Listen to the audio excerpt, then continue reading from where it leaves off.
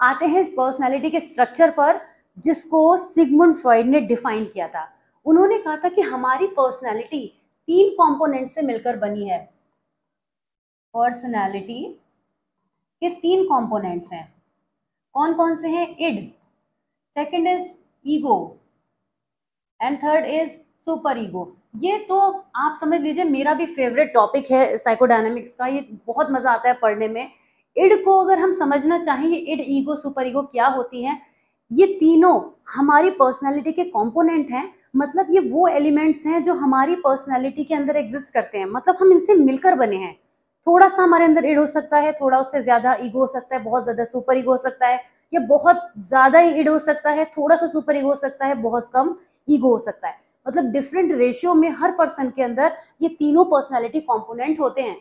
तो सबसे पहले समझते हैं इड क्या होता है। जब भी मैं इड की बात करती हूँ, चाहे ऑनलाइन क्लासेस में पढ़ाऊँ या ऑफलाइन में, मैं एक टर्म हमेशा यूज करती हूँ कि इड को समझना है तो जिद को समझिए। और जिद तो आप जानते हैं, जिद तो आपने बचपन में कभी ना कभी करी होगी।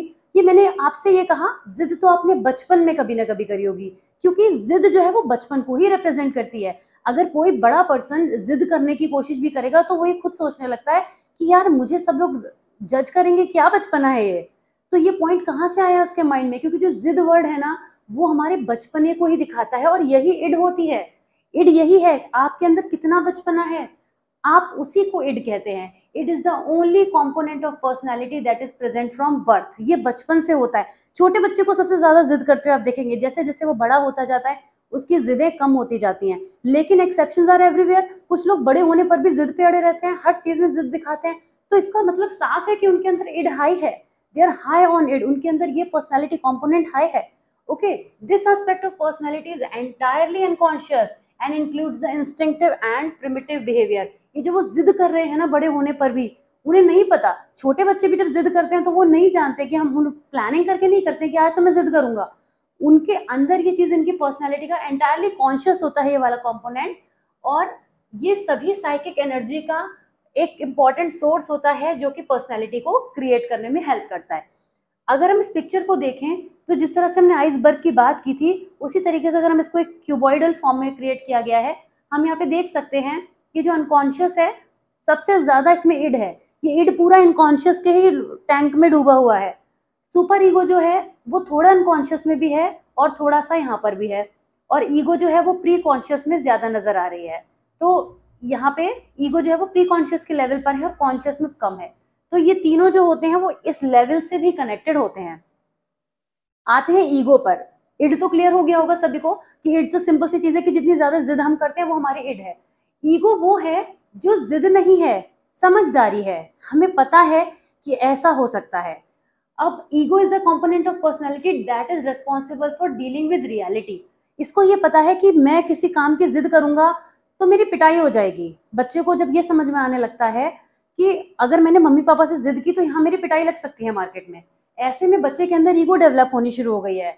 Ego develops from the id and ensures that the impulses of the id can be expressed in a manner acceptable in the real world. बच्चा या पर्सन जो भी है जिसके अंदर भी ईगो डेवलप हो रही है वो इड से ही निकल कर आती है।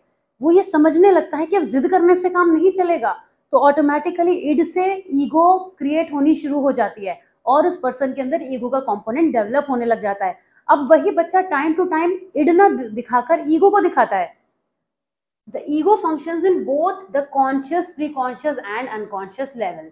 तीनों माइंड के तीनों लेवल पर ये जो ईगो होती है वो वर्क करती है। मतलब प्रेजेंट को तो ये ऑफकोर्स समझती है, उसके अलावा पास्ट अगर मेमोरी की बात करें तो उसमें भी ये वर्क करती है, और अनकॉन्शियस में भी ये प्रेजेंट होती है।